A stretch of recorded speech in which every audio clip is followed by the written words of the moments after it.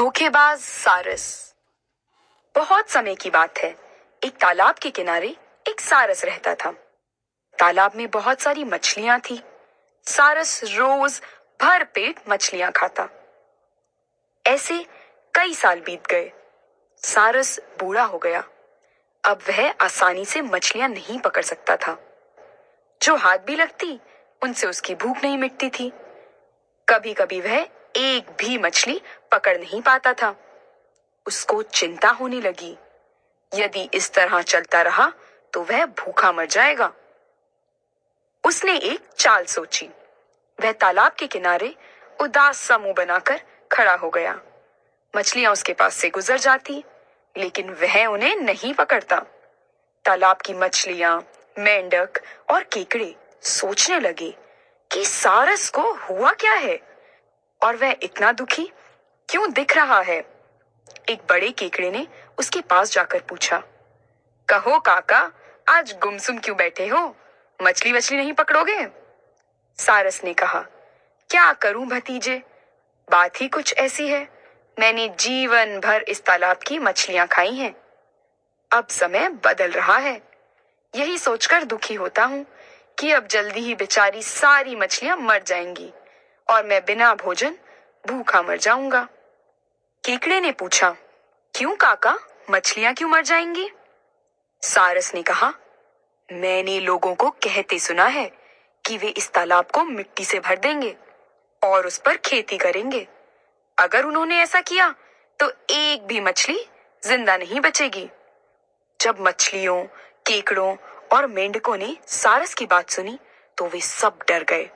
वे सब मिलकर सारस के पास गए और कहने लगे, काका, ये तो आपने बहुत बुरी खबर सुनाई है। अब इस मुसीबत से बचने का उपाय भी आपको ही बताना होगा। सारस ने कहा, मैं केवल एक पक्षी हूं, फिर भी शायद मैं तुम लोगों की थोड़ी सहायता करने की कोशिश कर सकता हूं। थोड़ी दूर पर एक बहुत बड़ा और गहरा तालाब है। उसको ये लोग आसानी से पाट नहीं सकते। अगर तुम चाहो तो मैं तुम सब लोगों को वहां ले चलूंगा। मछलियों ने कहा, काका, आपके सिवाय हमारा और कौन है?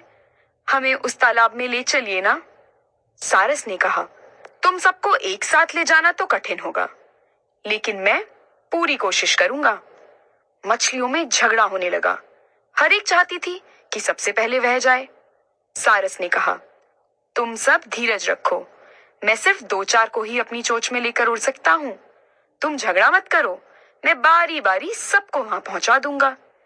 लेकिन अब मैं बूढ़ा हो गया हूं, जल्दी थक जाता हूं।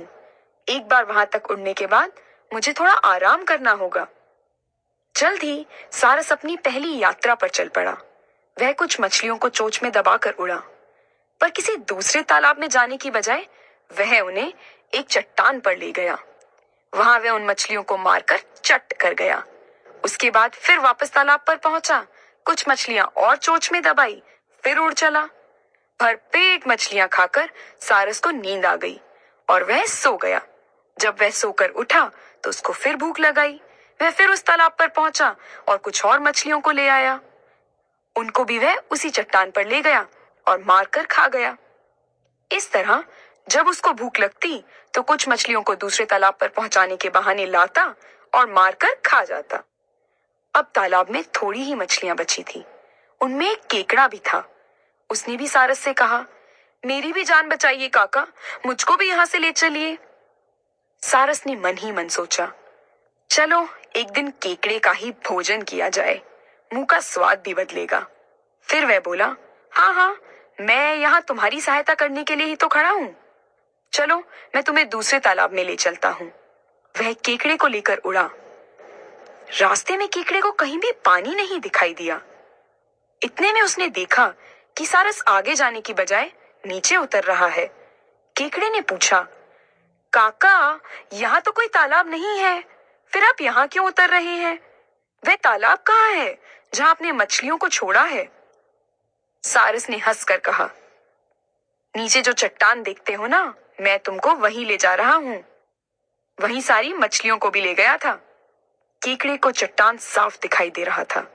उस पर मछलियों की ढेरों हड्डियां बिखरी पड़ी थी। वह समझ गया कि सारस मछलियों को मारकर खा गया है और अब उसके मरने की बारी आ गई है। अपनी संडसी जैसे चुंगल में उसने सारस की गर्दन दबा ली। सारस ने गर्दन छुड़ाने की कोशिश की, लेकिन केकड़ा अपना नुकीला चुंगल उसकी गर्दन में चुभाता ही गया, यहाँ तक कि सारस की गर्दन कट गई। सिर घसीटता हुआ केकड़ा तालाब तक पहुंचा जहां वह रहता था। मछलियों ने केकड़े को वापस आते देखा तो पूछने लगी, क्या बात है भैया, तुम लौट क्यों आए? सारस काका कहाँ गए? केकड़ा मुस्कुरा कर बोला, काका तो नहीं आए, हाँ उनका सिर आया है। उसने मछलियों को बताया कि सारस किस तरह उनको धोखा दे रहा था और अब उसने सारस को मार दिया है। धोखेबाज सारस।